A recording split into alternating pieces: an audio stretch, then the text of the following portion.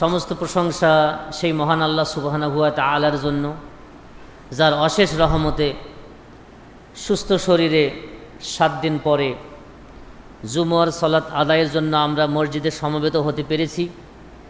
সেই মহান রব্বুল আলামিনের জন্য আমরা শুকরিয়া জ্ঞাপন করছি, বলি আলহামদুলিল্লাহ।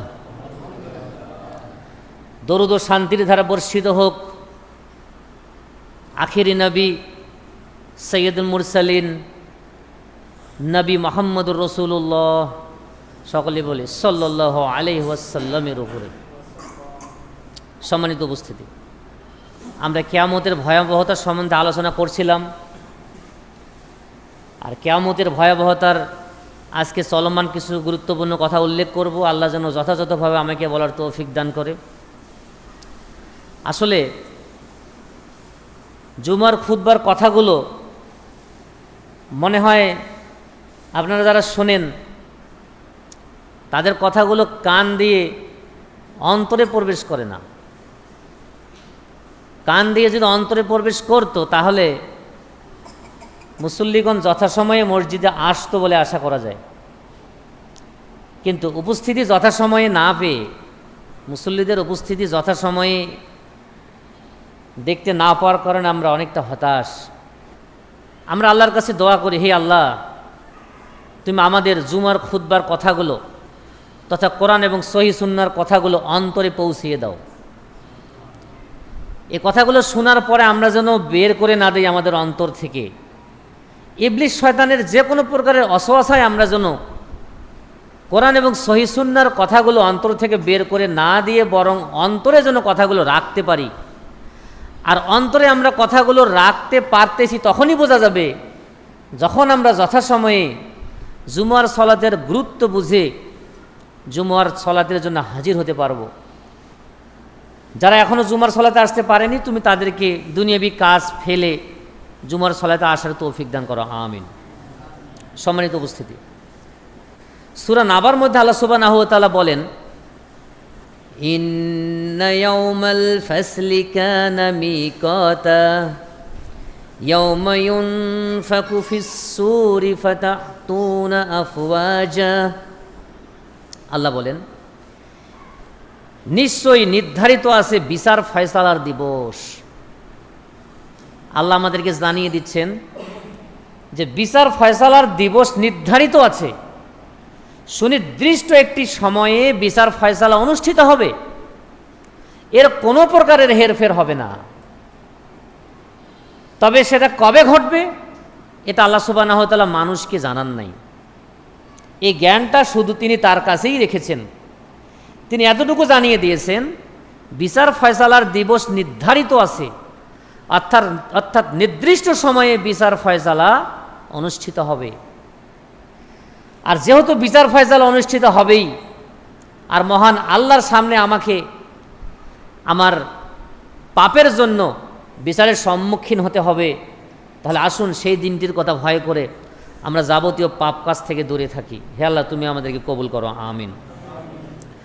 এরপরে 18 নম্বর আয়াতে আল্লাহ সুবহানাহু ওয়া তাআলা বলেন, ইয়াউমা ইউনফাকু ফিস-সূরি ফাতাতুনা আফওয়াজা। আল্লাহ বলেন, সেদিন সিংহায় ফুৎকার দেওয়া হবে আর তোমরা দলে দলে আসতে থাকবে। অর্থাৎ সিংহায় ফুৎকার দেওয়ার পরে মানুষ দলে দলে হাসরের মাঠে সমবেত হতে থাকবে।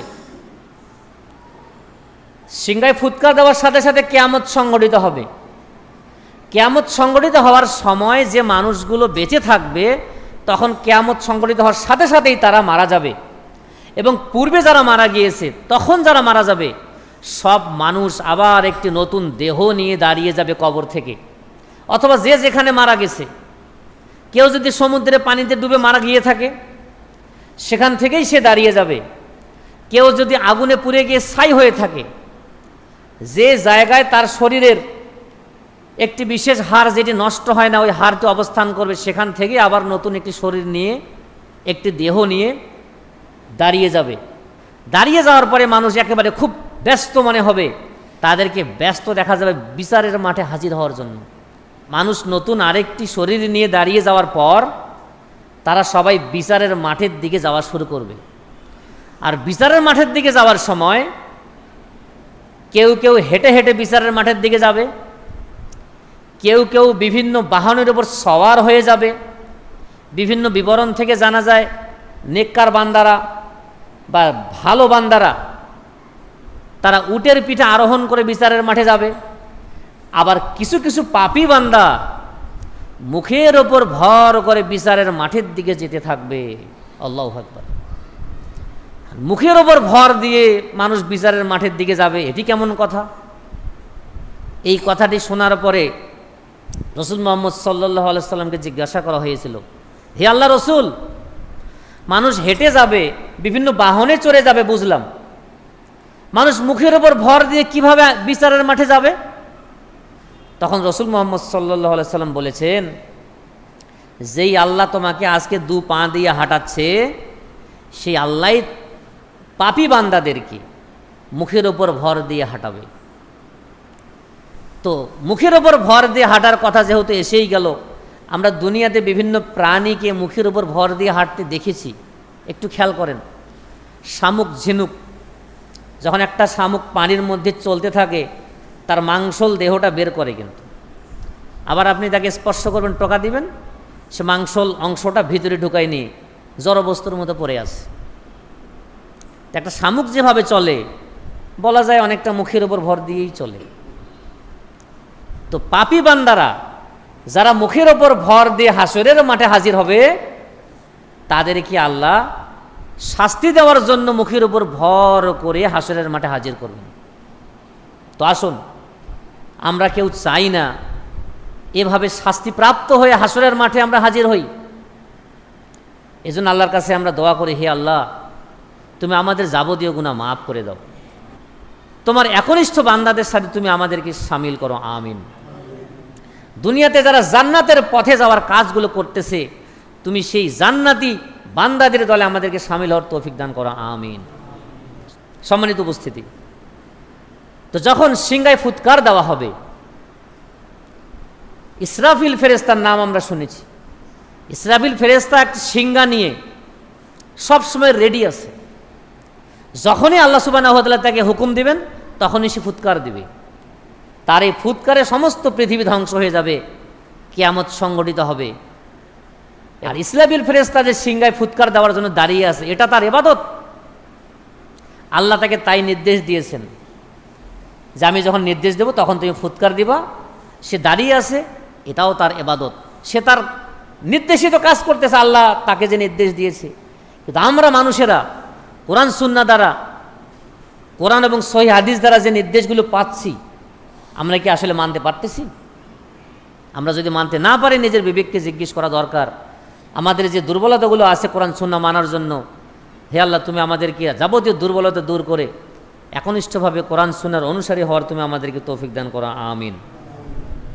ইবনু আব্বাস রাদিয়াল্লাহু তাআলা আনহু থেকে বর্ণিত, রাসূল মুহাম্মদ সাল্লাল্লাহু আলাইহি সাল্লাম বলেন, ইহশারুন নাসু ইয়াউমাল কিয়ামাহ হুফাতান গুরাতান গুরলান। রাসূল মুহাম্মদ সাল্লাল্লাহু আলাইহি সাল্লাম বলেছেন, কিয়ামত দিবসে মানুষকে খালি পায়ে, উলঙ্গ শরীরে, খাতনাবিহীন অবস্থায় হাজির করা হবে। অর্থাৎ মানুষ যখন একটি দেহ নিয়ে দাঁড়িয়ে গেল, সে তো তখন আবার নতুন করে দ্বিতীয়বার সৃষ্টি হলো। ওই অবস্থায় অর্থাৎ তার পায়ে জুতাও থাকবে না, তার পরনে কাপড়ও থাকবে না, খালি পায়ে, নগ্ন দেহে এবং খাতনাবিহীন অবস্থায় বিচারের মাঠে হাজির হবে। এ কথাটি শোনার পরেও রাসূল মুহাম্মদ সাল্লাল্লাহু আলাইহি সাল্লামকে জিজ্ঞেস করা হয়েছিল, হে আল্লাহ রসুল, নগ্ন অবস্থায় থাকলে মানুষ তো একে অপরের দিকে তাকাবে। তখন আল্লাহ রসুল সাল্লাল্লাহু আলাইহি সাল্লাম বলেছিলেন, পরিস্থিতি এত জটিল হবে, পরিস্থিতি এত ভয়ানক হবে, পরিস্থিতি এত বিভীষিকাময় হবে, মানুষ একজন আরেকজনের দিকে যে তাকাবে এই হুঁশটা থাকবে না। চিন্তা করে দেখেন কি সেই বিভীষিকাময় পরিস্থিতি। একটা উলঙ্গ মানুষ সামনে দাঁড়ায় আছে, তার দিকে তাকানোর মতো হুঁশ মানুষের থাকবে না। এমনটি রাসূল মুহাম্মদ সাল্লাল্লাহু আলাইহি সাল্লাম বলেছেন। সেই মুহূর্তটা আমাদের সামনে অপেক্ষা করতেছে। আর কোরআন সুন্নাহর কথাগুলো এভাবে পৌঁছিয়ে দেওয়ার কারণটা হচ্ছে মানুষজনের কথাগুলো শোনে ওই মুহূর্তের কথা ভেবে দুনিয়াতে পাপ কাজ থেকে বিরত থাকে। হাসরের মাঠ কত কঠিন, এজন্যই আমরা বলে থাকি কবর যত কঠিন কিয়ামত তার চেয়ে অনেক অনেক অনেক বেশি কঠিন। কিয়ামত যত কঠিন জাহান্নাম তার চেয়ে অনেক অনেক অনেক বেশি কঠিন। হে আল্লাহ, তুমি আমাদেরকে কবরের কথা ভেবে, কিয়ামতের বিভীষিকাময় পরিস্থিতির কথা ভেবে, জাহান্নামের ভয়াবহ আযাবের কথা ভেবে যাবতীয় পাপাচার থেকে তুমি আমাদেরকে হেফাজত করো, আমিন। সম্মানিত উপস্থিতি, এরপরে আল্লাহ বলেন ওয়াফুতিহাতিস সামাউ ফাকানাত আবওয়াবা। আল্লাহ বলেন আকাশ খুলে দেওয়া হবে আর তাতে হবে অনেক দরজা, অর্থাৎ আকাশে অনেক দরজা আছে, এই সমস্ত দরজাগুলো খুলে দেওয়া হবে। আর যে দরজাগুলোর কথা আমরা বিগত সময়ে শুনেছি, একজন ভালো মানুষ মারা যাওয়ার পরে মালাকুল মাউত তার রূহ কবজ করার পরে, মালাকুল মাউত একজন ভালো বান্দার রূহ কবজ করার পর সে রূহটাকে নিয়ে তার দলবল নিয়ে আসমানের দিকে রওনা দেন। প্রথম আসমানের দরজার কাছে আসার পর সেই দরজা খুলে দেওয়া হয়, তারপরে দ্বিতীয় আসমানে তারা যেতে পারেন। কিন্তু পাপাচারী বান্দার রূহ প্রথম আসমানের দরজার কাছে যাওয়ার পর তার দরজা খুলে দেওয়া হয় না, ওখান থেকে ছুঁড়ে মারা হয়। তাহলে আকাশের দরজা আছে, এই দরজাগুলো খুলে দেওয়া হবে যখন কিয়ামত সংঘটিত হয়ে যাবে। আর এই দরজাগুলো দিয়ে বিভিন্ন বিবরণ থেকে জানা যায় অসংখ্য ফেরেশতা মণ্ডলী বিচারের মাঠে আসবে। সূরা নাবার 20 নম্বর আয়াতে বলেন অসুইয়্যিরাতিল জিবালু ফাকানাত সারাবা। আল্লাহ বলেন আর পর্বতগুলো করা হবে চলমান, ফলে তা নিছক মরীচিকায় পরিণত হয়ে যাবে।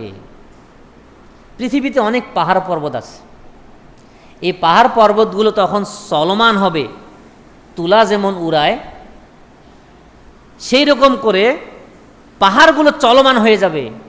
চিন্তা করা যায় একটা পাহাড় কত বড় বস্তু, একটা পাহাড় উপরে যতখানি দেখা যায় মাটির নিচে তারও আরও অনেকটা অংশ বিস্তৃত। কোনো কোনো বিবরণ থেকে জানা যায় পাহাড়ের উপরে যতটুকু দেখা যায় মাটির নিচে তার চেয়ে আরও বিশাল অংশ একটা অবস্থান করে। সেই পাহাড় উড়াতে থাকবে। আল্লাহ বলেন অসুইয়্যিরাতিল জিবালু ফাকানাত সারাবা, পর্বতগুলোকে চলমান করা হবে এবং সেগুলো নিছক মরীচিকায় পরিণত হয়ে যাবে। পাহাড় পর্বতগুলোকে চলমান করা হবে এবং নিছক মরীচিকায় পরিণত হয়ে যাবে। এখন মরীচিকা কি? মরীচিকা অবাস্তব জিনিসকে মরীচিকা বলা হয়। এখন মরীচিকা কি জিনিস? আপনারা হয়তো অনেক সময় হাইওয়েতে রাস্তায় দেখেছেন, রাস্তায় চলার সময় প্রচণ্ড গরমের দিন রাস্তায় চলতে চলতে বেশ কিছুটা দূরে রাস্তাটা ভেজা ভেজা লাগে। লক্ষ্য করেছেন কি? একটু এদিকে মনোযোগী হন। রাস্তায় চলার সময় রৌদ্র উজ্জ্বল দিনে গরমের সময় রাস্তায় খানিকটা দূরে একটু ভেজা ভেজা মনে হয়, আবার ওখানে চলে যাবেন দেখা যাবে যে আসলে রাস্তা ভেজা নয়, শুকনা, আবার ভেজা দূরে দেখা যাবে। তো প্রচণ্ড গরমের সময় উত্তাপের কারণে এটি হয়। আর যদি নদীর বালুচরের মধ্যে আপনি কখনো গিয়ে থাকেন প্রচণ্ড গরমের সময়, বা মরুভূমিতে যদি গিয়ে থাকেন, তাহলে দেখবেন যে মরুভূমিতে বেশ কিছু দূরে মনে হয় যেন পানি জমে আছে, কিন্তু দৌড়ে ওখানে গিয়ে দেখবেন যে ওখানে পানি টানি কিচ্ছু নেই, শুধু বালু আর বালু। তাহলে মরীচিকা হচ্ছে অবাস্তব একটা জিনিস। এ পাহাড়গুলো চলমান হবে এবং মরীচিকায় পরিণত হয়ে যাবে, অর্থাৎ এগুলো নিঃশেষ হয়ে যাবে, নিছক বস্তুতে পরিণত হয়ে যাবে। এখানে আল্লাহ মরীচিকার কথা বলেছেন। মরীচিকা রাস্তায় দেখলেও আপনি মরীচিকার লাগাল পাবেন না। আর রাস্তাটা দূরে ভেজা মনে হচ্ছে, কিন্তু ওই ভেজাটা আপনি লাগাল পাবেন না। ওখানে যাবেন আবার দেখবেন যে রাস্তা শুকনা। তাহলে নিছক বস্তুতে পরিণত হয়ে যাবে পাহাড় পর্বতগুলো। কি বিভীষিকাময় পরিস্থিতি!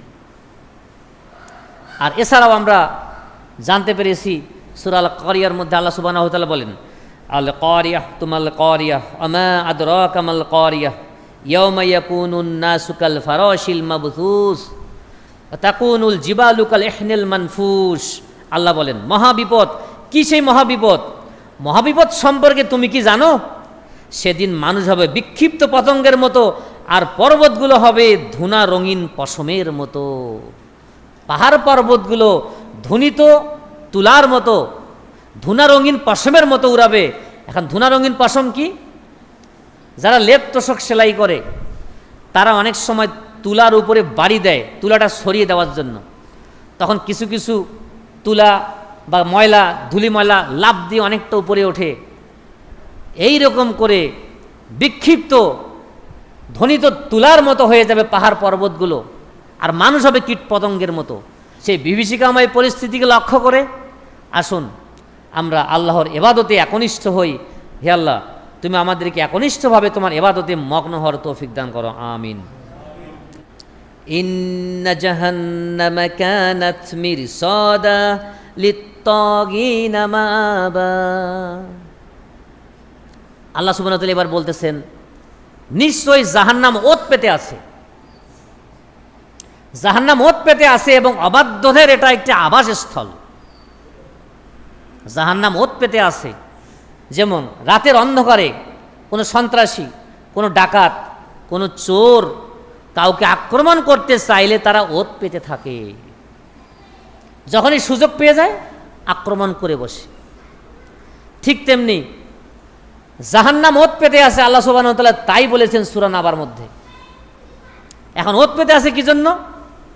লিত্তাগিনা মাআবা, এটা হচ্ছে অবাধ্যদের বাসস্থান। অবাধ্যদেরকে সে পাকড়াও করবে, অবাধ্যদেরকে সে তার নিজের মধ্যে নিয়ে নিবে প্রচণ্ড শাস্তি দেওয়ার জন্য। তো আসুন আমরা আল্লাহর কাছে তৌফিক কামনা করি। হে আল্লাহ, তুমি জাহান্নামের ভয়ে, বিভীষিকাময় পরিস্থিতির ভয়ে আমাদেরকে হক পথে থাকার তৌফিক দান করো, আমিন। এবং কোরআন এবং সহিহ সুন্নাহর উপরে তুমি আমাদেরকে অটলভাবে থাকার তৌফিক দান করো, আমিন। সূরা আবাসার মধ্যে আল্লাহ সুবহানাহু ওয়া তাআলা বলেছেন 33 নম্বর আয়াত থেকে 37 নম্বর আয়াত পর্যন্ত আল্লাহ বলেন ফাইদা জাআতিস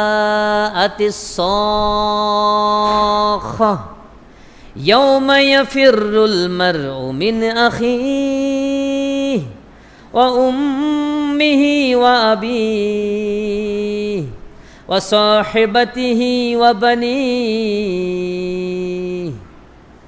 আল্লাহ বলেন ফাইদা জাআতিস সাখা, অবশেষে যখন কান ফাটানো শব্দ আসবে, কিয়ামত সংঘটিত হওয়ার সময় কান ফাটানো শব্দ হবে। এমন শব্দ হবে যে মানুষ শব্দ কোনোদিন এরকম তীব্র শব্দ শোনে নাই। কিয়ামত সংঘটিত হওয়ার সময় কান ফাটানো শব্দ হবে। এটাই আল্লাহ সুবহানাহু ওয়া তাআলা বলেছেন, যখন কান ফাটানো শব্দ আসবে, ফাইদা জাআতিস সাখা, যখন কান ফাটানো শব্দ আসবে তখন কি হবে? মানুষ মানুষকে দেখে পালিয়ে যাবে। অর্থাৎ কিয়ামত সংঘটিত হওয়ার পরে মানুষ মানুষকে দেখে পালিয়ে যাবে। পালিয়ে যাবে তার বাপ, তার মা তাকে দেখে, তাকে দেখে পালিয়ে যাবে তার স্ত্রী, তার সন্তান। চিন্তা করে দেখেন কি পরিস্থিতি। আজকে যে সন্তানের জন্য আপনি জীবন বাজি রেখে অর্থ ইনকাম করার জন্য ব্যস্ত, আজকে যে পরিবার পরিজনকে ভরণ পোষণ করার জন্য ইবাদত ভুলে গিয়ে দুনিয়ার কাছে এমনভাবে ব্যস্ত, ইবাদতের সময় নাই, সেই স্ত্রী সন্তান আমাকে হাসরের মাঠে দেখে কিয়ামত সংঘটিত হওয়ার পরে আমাকে দেখিয়ে পালিয়ে যাবে। আল্লাহু আকবার, কি বিভীষিকাময় পরিস্থিতি। তাহলে যারা আমাকে দেখে পালিয়ে যাবে তাদের জন্য আমি জীবন বাজি রেখে ইবাদত ভুলে গিয়ে দুনিয়া অর্জনের জন্য কি না করতেছি। ঠিক আছে, সন্তান, স্ত্রী, পরিবার পরিজনদের জন্য আমাদের দায়িত্ব আছে, কিন্তু দায়িত্ব কি পালন করবো আমরা ইবাদত ভুলে গিয়ে? আল্লাহর নাফরমানিতে লিপ্ত হয়ে আমরা দায়িত্ব পালন করব? তাদের আমাদের যেটুকু দায়িত্ব পালন করার সেটাও আমাদেরকে ইসলাম শিখিয়েছে। বাবার প্রতি সন্তানের কর্তব্য আছে, সন্তানের বাবার প্রতি কর্তব্য আছে, একজন স্বামীর স্ত্রীর প্রতি করণীয় আছে, স্ত্রীরও দায়িত্ব আছে। কিন্তু এই কাজগুলো পরকালকে ভুলে গিয়ে নয়, এই কাজগুলো কবরের শাস্তিকে ভুলে গিয়ে নয়, এই কাজগুলো আমরা করে থাকি দুনিয়াকে প্রাধান্য দিয়ে। এই দুনিয়াকে প্রাধান্য দিতে গিয়ে আমরা ইবাদতকে এমন করে ভুলে বসি যে আসলে আমরা 24 ঘন্টায় একবারও খেয়াল করি কিনা আল্লাহ ভালো জানেন, আল্লাহ আলাম। মরার কথা আমরা হয়তো ভাবি না। আমরা মরার কথা যদি ভাবি, মরলেই আমার কবরে শাস্তি আছে, এটা আমি যদি ভাবি, তাহলে আমার ইবাদতে কোনো প্রকারের ত্রুটি হবে না। আমাদের ইবাদতের ত্রুটিটাই প্রমাণ করে আমার কবরের আযাব সম্বন্ধে অবশ্যই ইমানের দুর্বলতা আছে। তো আসুন আমরা আল্লাহর কাছে দোয়া করি, হে আল্লাহ, সেই বিভীষিকাময় পরিস্থিতিতে আমরা যেন আরশের ছায়াতলে থাকতে পারি। তুমি আমাদেরকে কবুল করো, আমিন। এবং তুমি আমাদেরকে দুনিয়াতে যেভাবে চললে আমরা তোমার সন্তুষ্টি অর্জন করে কবরে যেতে পারবো, সেইভাবে তুমি আমাদেরকে দুনিয়াতে চলার তৌফিক দান করো, আমিন। যেইভাবে স্ত্রী সন্তানকে আমাদের গুরুত্ব দেওয়া দরকার, সেভাবে তুমি আমাদেরকে গুরুত্ব দেওয়ার মতো তৌফিক দান করো। এবং আমরা যেন কোনোভাবেই তোমার ইবাদত থেকে গাফেল না হই, তুমি আমাদেরকে কবুল করো, আমিন। সম্মানিত উপস্থিতি, সূরা আবাসার মধ্যে আল্লাহ সুবহানাহু ওয়া তাআলা আলো বলেছেন, লিকুল্লি ইমরিইম মিনহুম ইয়াওমাইযিন শা'নুন ইউগনিহ। আল্লাহ বলেন, সেদিন তাদের প্রত্যেককেই নিজেকে নিয়ে ব্যতিব্যস্ত থাকবে। কিয়ামত সংঘটিত হয়ে গেলে প্রত্যেকেই নিজেকে নিয়ে ব্যতিব্যস্ত থাকবে, অর্থাৎ কারো দিকে কারো খেয়াল করার কোনো প্রকারের অবকাশ থাকবে না। এমনটি আল্লাহ সুবহানাহু ওয়া তাআলা আমাদেরকে জানিয়েছেন সূরা আবাসার মধ্যে। অথচ এক ধরনের নামধারী মুসল্লি, এক ধরনের নামধারী মৌলভী বলে থাকেন, তোমরা বিদাত করতেই থাকো, যত পাপ আছে আমি নেব। ওই মৌলভী সাহেব মনে হয় এই আয়াতটি দেখেন নাই। আল্লাহ বলতেছেন কিয়ামত সংঘটিত হলে কেউ কারো দিকে তাকাবে না, কেউ কারো দিকে তাকাবে না। বাবা তার ছেলেকে দেখে পালাবে, ছেলে তার বাবাকে দেখে পালাবে, স্বামী তার স্ত্রীকে দেখে পালাবে, স্ত্রী তার স্বামীকে দেখে পালাবে। সবাই নিজেকে নিয়ে ব্যস্ত হবে। আর হুজুর বলতেছে তোমাদের পাপগুলো আমি নেব। আল্লাহু আকবার, আস্তাগফিরুল্লাহ। তা আমরা খুতবার মধ্য দিয়ে দোয়া করি, হে আল্লাহ, কেউ যদি না বুঝে এ ধরনের কথা বলে থাকে তুমি তাকে মাফ করো। আর যারা এখনও যারা বলতেছে তুমি তাদেরকে হেদায়েত দান করো। তুমি তাদেরকে কোরআনুল কারিমের এই আয়াতগুলো দেখার, এই তরজমাগুলো পড়ার তৌফিক দান করো, আমিন। এবং কোরআন এবং সহিহ সুন্নাহর পথে তুমি চলার তৌফিক দান করো, আমিন। সম্মানিত উপস্থিতি, আসলে আমাদেরও দোষ আছে যারা সাধারণ মুসল্লি। আমরা তো ইমামকে দিয়ে ভর, বিসমিল্লাহে আল্লাহু আকবার, ইমামকে দায়িত্ব দিয়েছি, ইমাম এখন যা খুশি তাই বলবে, তাই করবে। হুজুর তো বলেছে এ কথাটা, এই জন্য আমি এরকম করে আমল করি। এভাবে বলে পার পাবেন না। তার কবরে গেলেই পরীক্ষা, কবরে গেলেই পরীক্ষা। আর এই পরীক্ষায় আপনি সফলতা অর্জন করতে চাইলে অবশ্যই আপনাকে কোরআন সুন্নাহর জ্ঞান অর্জন করতেই হবে। একটু নিজেকেও পড়াশোনা করার, নিজেকেও কোরআন হাদিস পড়ার প্রচেষ্টা থাকতে হবে। সারা জীবনে আমি প্রচেষ্টা করলাম না, হাসরের মাঠে ধরা খেতে হবে। অন্তত মনের ভিতরে নিয়তটা রাখুন, হে আল্লাহ, তুমি আমাকে কোরআন পড়ার, বুঝার তুমি আমাকে পথঘাট তৈরি করে দাও। তুমি আমি যে পথ অবলম্বন করলে আমি কোরআন পড়তে পারবো, সেই ব্যবস্থা তুমি আমাকে করে দাও, আমিন। সেদিন তাদের প্রত্যেকেই নিজেকে নিয়ে ব্যস্ত থাকবে, কেউ কারো দিকে তাকানোর কোনো প্রকারের সুযোগ পাবে না। সেই বিভীষিকাময় মুহূর্তটা যেন আমাদের সুখকর হয়, আমাদের শান্তিময় হয়। এই জন্য আমরা আল্লাহর কাছে প্রার্থনা করি, আল্লাহ, তুমি আমাদেরকে যথাযথভাবে তোমার ইবাদত করে দুনিয়াতে সন্তুষ্টি অর্জন করে কবরে যাওয়ার তৌফিক দান করো, আমিন। আসলে দুনিয়ার জীবনটা তো একটা আজব একটা জীবন। দুনিয়ার জীবনের কথা বলতে গিয়ে বড় বড় স্কলারগণ একটু উদাহরণ দিয়ে থাকেন, আমি একটু উদাহরণ দিতে যাচ্ছি। দুনিয়ার যে মোহ, দুনিয়ার যে আরাম আয়েশ, দুনিয়ার যে ভোগ বিলাসের তুলনা করে থাকেন বড় বড় স্কলারগণ। তারা একটা উদাহরণ দিয়ে থাকেন, সেটি হলো, মনে করেন কোনো এক ব্যক্তিকে একটা বাঘে তাড়া করতেছে। বাঘে তাড়া করতেছে মানে বাঘ তাকে ধরে তার ঘাড় মটকাই দিয়ে মেরে তাকে খেয়ে ফেলবে। এই মর্মে একটা লোকের পিছনে একটা বাঘ ধাওয়া করতেছে, আর লোকটা চিৎকার করতেছে আর দৌড়াচ্ছে। দৌড়াইতে দৌড়াইতে এক পর্যায়ে সে একটা গর্তের মধ্যে পড়ে গেল। মনে করেন ইন্দারা বা সুয়ার মধ্যে পড়ে গেল। ইন্দারা বা সুয়া তো চিনি আমরা, আমাদের বাপদাদার আমলে এগুলোই বেশি ব্যবহার হতো। ইন্দারা বা চুয়ার মধ্যে পড়ে গেল। ইন্দারা বা চুয়ারে কিন্তু রশি থাকে, ওই পানি তোলার জন্য বালতি দিয়ে সে পড়ে গিয়ে রশিটা ধরে ঝুলে আসে। বাঘ কিন্তু উপরে দাঁড়ায় আছে। এখন তো বাঘ কখনো নামতে পারতেছে না, সে অপেক্ষায় আছে কখন ওঠে, উঠলেই খেয়ে ফেলবো। এখন সে রশি ধরে ঝুলে আসে। এখন রশির নিচে আবার সাপ, পানিতেও সাপ, রশির নিচে আবার সাপ, গোখরা সাপ, বিষধর সাপ। এখন রশি দিয়ে উপরে উঠে যাচ্ছে না, নিচেও যাওয়া যাচ্ছে না। আবার এই ফাঁকে একটা ইঁদুর আসিয়া রশিটা কাটতেছে, রশিটা কাটা শুরু করে দিয়েছে। এমত অবস্থায় ওই রশি ধরে ঝুলে থাকা ব্যক্তিটি, তার মুখের কাছে রশিতে একটু মধু লেগে আছে। চারিদিকে এত বিপদকে ভুলে গিয়ে সে মধুটা আরাম করে জিভা দিয়ে চাটতেছে আর মজা নিচ্ছে। বাহ, কি মজা! এই যে মধুর মজাটাই হচ্ছে দুনিয়ার মজা। চারিদিকে যাবতীয় বিপদের কথা ভুলে গিয়ে আপনি দুনিয়ার মজা নিচ্ছেন। ওই ব্যক্তি বলেন তো, এত সব বিপদকে ভুলে গিয়ে রশিতে লেগে থাকা মধুটা কি আরাম আয়েশ করে ভোগ করবেন? হ্যাঁ, ভোগ করবেন যদি উনি বোকা হন। ওনার নিচে সাপের কথা খেয়াল নাই, উপরে বাঘের কথা খেয়াল নাই, ইঁদুরে যাবে দড়ি কাটতেছে ছিঁড়ে পড়ে যাবে এই কথা খেয়াল নাই। তাহলে তার পক্ষে মধুটুকু আরাম করে মনের তৃপ্তি সহকারে ভোগ করা সম্ভব।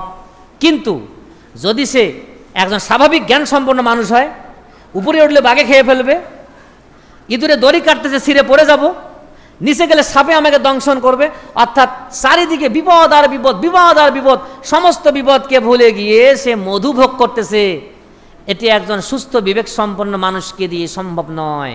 আমরাও দুনিয়াতে যারা ভোগ বিলাসে লিপ্ত আছি, তারা আমরা কবর নামক বিভীষিকাময় পরিস্থিতিকে ভুলে গেছি, কিয়ামতের বিভীষিকাময় পরিস্থিতিকে ভুলে গেছি, জাহান্নামের বিভীষিকাময় পরিস্থিতিকে ভুলে গেছি।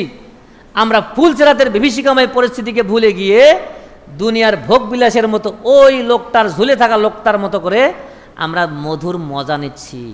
দুনিয়ার মজাটাকে বড় বড় স্কলারগণ এইরকম একটা পরিস্থিতি দিয়ে তুলনা করেছেন। তা আসুন, আমরা চালাক মানুষের পরিচয় দেই, আমরা বুদ্ধিমান মানুষের পরিচয় দেই। একটি হাদিস বারবার আপনাদের সামনে বলেছি, আজকেও বলতেছি। রসুল মুহাম্মদ সাল্লাল্লাহু আলাইহি সাল্লাম বলেছেন, আল কাইয়িসু মান দানা নাফসা ওয়া আমিলা লিমা বাদাল মাউত। চালাক সে, বুদ্ধিমান সে, বিবেকবান সে, যে নিজের নফসকে নিয়ন্ত্রণে রাখে এবং পরকালের জিন্দেগির জন্য কাজ করে, সেই ব্যক্তি হলো চালাক। তা আসুন, আমরা চালাক ব্যক্তির পরিচয় দেই। আমরা কবরের বিভীষিকাময় পরিস্থিতির কথা ভুলে গিয়ে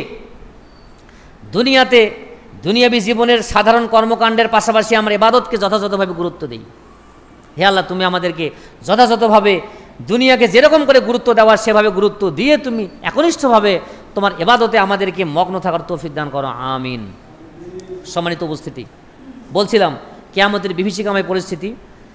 সহিহ তিরমিজির মধ্যে আরেকটি হাদিস বর্ণিত হয়েছে। রসুল মুহাম্মদ সাল্লাল্লাহু আলাইহি সাল্লাম বলেছেন, কিয়ামত দিবসে সূর্যকে মাত্র 1 মাইল অথবা 2 মাইল কাছাকাছি নিয়ে আসা হবে। সহিহ তিরমিজির মধ্যে বর্ণিত হয়েছে। যদিও আমরা বিভিন্ন সময় শুনেছি 1.5 হাত উপরে সূর্য থাকবে, এটি ঠিক নয়। সহিহ হাদিস দ্বারা প্রমাণিত হয় 1 মাইল বা 2 মাইল কাছাকাছি সূর্যটা আসবে। এই যে বর্তমানে সূর্যটা কোথায় আছে জানেন কি? 15 কোটি কিলোমিটার দূরে আছে। 15 কোটি কিলোমিটার দূরে আছে। সেই 15 কোটি কিলোমিটার দূরের বস্তুটি যদি 1 মাইল বা 2 মাইল কাছে আসে, তাহলে কি পরিস্থিতি হবে? এই 15 কোটি কিলোমিটার দূরের সূর্যের আলোতেই গ্রীষ্মকালে যখন প্রচণ্ড রৌদ্রোজ্জ্বল দিন, দুপুরবেলা আমরা রোদের মধ্যে থাকতে বেশ কষ্টবোধ করি। তো বলুন তো, কিয়ামত দিবসে হাসরের মাঠে 1 মাইল বা 2 মাইল কাছাকাছি যখন সূর্যটা আসবে, তখন আমরা কি করে সেই পরিস্থিতিতে থাকতে পারব? সেই পরিস্থিতির কথা ভেবে দুনিয়ার পাপ কাজ থেকে বিরত হন। সেই পরিস্থিতির কথা ভেবে কোরআন সুন্নাহর দিকে এগিয়ে আসুন, ইবাদতের দিকে একনিষ্ঠ হন। হে আল্লাহ, তুমি আমাদেরকে কবুল করো, আমিন। এই হাদিসটিতে আরও বলা হয়েছে, এই প্রচণ্ড উত্তাপে মানুষ গলতে শুরু করবে এবং মানুষের শরীরের ঘাম এত বেশি বের হবে, কারো ঘাম থাকবে তার টাকনু পর্যন্ত, কারো ঘাম থাকবে তার হাঁটু পর্যন্ত, কারো ঘাম থাকবে তার কোমর পর্যন্ত, কারো ঘাম থাকবে তার মুখ পর্যন্ত। এই ঘামের লেভেলটা হবে পাপের মাত্রা অনুযায়ী। আর এই পরিমাণ ঘাম তাকে ঘিরে রাখবে, যেমন শিকল দিয়ে একটা মানুষকে বন্দি করে রাখা হয়, ঘামটা তাকে একবারে শিকলের মতো আবদ্ধ করে রাখবে। যার যেরকম পাপ সে সেই রকম ঘামের মধ্যে হাবুডুবু খাবে। হে আল্লাহ, সেই বিভীষিকাময় পরিস্থিতিতে তুমি আমাদেরকে আরশের ছায়াতলে ছায়া দান করিও, আমিন। আমরা যেন আরশের ছায়াতলে ছায়া পাওয়ার মতো দুনিয়াতে আমাদের কর্মকাণ্ডগুলো করতে পারি, আমিন। যে কর্মকাণ্ডগুলো করলে আমরা আরশের নিচে সেই বিভীষিকাময় মুহূর্তে ছায়া পাবো, তুমি আমাদের সেই আমলগুলো করার তৌফিক দান করো, আমিন। সম্মানিত উপস্থিতি, বলছিলাম কিয়ামতের ভয়াবহতা সম্পর্কে। আসলে রসুল মুহাম্মদ সাল্লাল্লাহু আলাইহি সাল্লাম সেই যুগে, জাহেলি যুগে জান্নাতের লোভ দেখিয়ে, জাহান্নামের ভয়ের আলোচনা দিয়ে, কবরের ভয়ের আলোচনা দিয়ে, কিয়ামতের এই বিভীষিকাময় পরিস্থিতির আলোচনা দিয়েই মানুষকে আল্লাহ এবং রসুল মুহাম্মদ সাল্লাল্লাহু আলাইহি সাল্লামের পথে আনতে পেরেছিলেন। আজও আমরা যদি কোরআন সুন্নাহর আলোচনাগুলো মানুষের মধ্যে সেই রকমভাবে করতে পারি, রসুল মুহাম্মদ সাল্লাল্লাহু আলাইহি সাল্লাম যেভাবে করেছিলেন, আজও মানুষকে কোরআন সুন্নাহর পথে ফেরানো সম্ভব। কিন্তু কোরআন সুন্নাহর নামে অনেক জায়গাতেই কোরআন সুন্নাহ নাই এরকম অনেক কেচ্চা কাহিনীর বিবরণ দেওয়া হয়।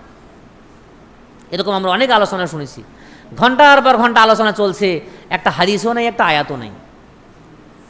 আর এই ধরনের আলোচনাগুলো দিয়েই আসলে মানুষ কোরআন সুন্নাহ থেকে দূরে সরে পড়েছে, মানুষ ইবাদত থেকে দূরে সরে পড়েছে। মানুষ কবরের বিভীষিকাময় পরিস্থিতির কথাটা দিনে একবার ভাবে কিনা আল্লাহু আলাম, আল্লাহই ভালো জানে। যদি ভাবতো, একটা মানুষের কখনোই 5 ওয়াক্ত সালাতে গাফিলতি আসতো না। এজন্য আমি আলোচনাগুলো ভাবেই গুছিয়ে আনার চেষ্টা করেছি। আমি অলরেডি আল্লাহর অশেষ রহমতে জান্নাত সম্বন্ধে বেশ কিছু কথা বলার চেষ্টা করেছি। ইনশাল্লাহ সময় সাপেক্ষে আবারও আমরা আলোচনায় নিয়ে আসব। জাহান্নামের বিভীষিকাময় পরিস্থিতি সম্বন্ধে কিছু আলোকপাত করা হয়েছে। কবরের আলোচনা বিভিন্ন সময়ে আমরা শুনেছি, এবং কিয়ামতের বিভীষিকাময় পরিস্থিতিগুলো আমরা আলোচনা চলমান রাখছি। আপনাদের কাছে বিনীতভাবে অনুরোধ জানাচ্ছি যে আপনারা আল্লাহর ওয়াস্তে সপ্তাহে একটা দিন, একটি ঘন্টাকে কোরবানি করে আপনারা যথাসময়ে খুতবা শুরু হওয়ার আগেই হাজির হন। আল্লাহ আমাদেরকে যেন কবুল করেন, আমিন। কিন্তু প্রায় এই কথাটা বলতে বলতে আমারও আর বলতে ইচ্ছা করেন, একেবারে বিরক্তিকর ব্যাপার। আসলে আমরা জুমার সলাতে এসে যে জুমার ফজিলত যদি না পাই, তাহলে আমরা হতভাগা বান্দাদের মধ্যে সামিল হয়ে যাই। এজন্য আল্লাহর কাছে দোয়া করে, হে আল্লাহ, তুমি দুনিয়াবি কাজগুলোকে তুচ্ছ তাচ্ছিল্য করে বিশেষ করে জুমার সলাতে যথাসময়ে তুমি আমাদেরকে আসার তৌফিক দান করো, আমিন। হে আল্লাহ, আমরা যেন দুনিয়ার কাজগুলোকে তোমার ইবাদতের পরে গুরুত্ব দিতে পারি, তুমি আমাদেরকে সেই মন মানসিকতা দান করো, আমিন। আমরা কোনোভাবেই যেন দুনিয়ার কাজকে তোমার ইবাদতের আগে আমরা যেন গুরুত্ব না দেই, হে আল্লাহ, তুমি আমাদেরকে কবুল করো, আমিন। পরিশেষে আল্লাহর কাছে দোয়া করে, হে আল্লাহ, আমাদের যারা মারা গিয়েছে তুমি তাদের কবরের শাস্তি মাফ করো, আমিন। হে আল্লাহ, আমাদের যারা অসুস্থ তুমি তাদের শারীরিক আরোগ্য দান করো, আমিন। হে আল্লাহ, আমাদের যারা ঋণগ্রস্ত তুমি তাদেরকে ঋণ থেকে মুক্তি লাভ করো, তৌফিক দান করো, আমিন। হে আল্লাহ, আমরা যারা দুনিয়াতে বিভিন্ন সমস্যায় জর্জরিত তুমি আমাদের যাবতীয় সমস্যা দূর করে দাও, আমিন। হে আল্লাহ, আমরা যারা কোরআন সুন্নাহ জানি না, কোরআন পড়তে পারি না, তুমি কোরআন পড়ার, কোরআন বোঝার পরিস্থিতি তৈরি করে দাও, আমিন। আর আমরা যারা পড়তে পারি, তুমি কমপক্ষে প্রতিদিন কোরআন তেলাওয়াত করার অভ্যাস তুমি আমাদেরকে তৈরি করে দাও, আমিন। প্রতিদিন সকালে বা বিকালে আমরা যেন কিছু সময় কোরআন তেলাওয়াত করতে পারি, আমিন। আর যারা তেলাওয়াত করতে পারি তাদের প্রতি অনুরোধ থাকবে, আপনারা প্রতিদিন 2-1 আয়াতের বাংলা অর্থ পড়ুন। কারণ শুধু কোরআন না বুঝে পড়ার জন্য আসে নাই, কোরআন বুঝে পড়ার জন্য এসেছে। যারা পড়তে পারে তাদের জন্য কোরআন বোঝার প্রতি আগ্রহী হতে হবে। আর যারা বুঝতে পারে, যারা অনুবাদ পড়ে, যারা বুঝতে পারে, তাদের গবেষণার দিকে আগ্রহী হতে হবে। কোরআনের এক একটা আয়াত, কোনো এমনও আয়াত আছে অনেক তাৎপর্যপূর্ণ, অনেক তথ্যবহুল, সে আয়াতগুলোর প্রতি মনোনিবেশ করার জন্যই আল্লাহ সুবহানাহু ওয়া তাআলা আমাদেরকে বিভিন্ন অংশে কোরআনে নির্দেশ দিয়েছেন। হে আল্লাহ, যেভাবে দুনিয়াতে চললে আমরা তোমার সন্তুষ্টি অর্জন করতে পারবো, তুমি দুনিয়াতে আমাদেরকে সেভাবে চলার তৌফিক দান করো, আমিন। যেভাবে চললে আমরা জান্নাতি বান্দাদের তালিকায় আমাদের নাম অন্তর্ভুক্ত করতে পারবো, তুমি আমাদেরকে সেভাবে চলার তৌফিক দান করো, আমিন। হে আল্লাহ, যেভাবে চললে আমরা কবরে গিয়েই জান্নাতের পরিবেশ পাবো, তুমি আমাদেরকে সেভাবে চলার তৌফিক দান করো, আমিন। হে আল্লাহ, পরিশেষে আমরা বলতে চাই, যেভাবে চললে আমরা কঠিন শাস্তির স্থান জাহান্নাম থেকে বেঁচে যাব, যেভাবে চললে আমরা কঠিন শাস্তির স্থান জাহান্নাম থেকে বেঁচে যাব, তুমি আমাদেরকে সেভাবে চলার তৌফিক দান করো, আমিন। ও আখির দাওয়ানা আলহামদুলিল্লাহি রাব্বিল আলামিন।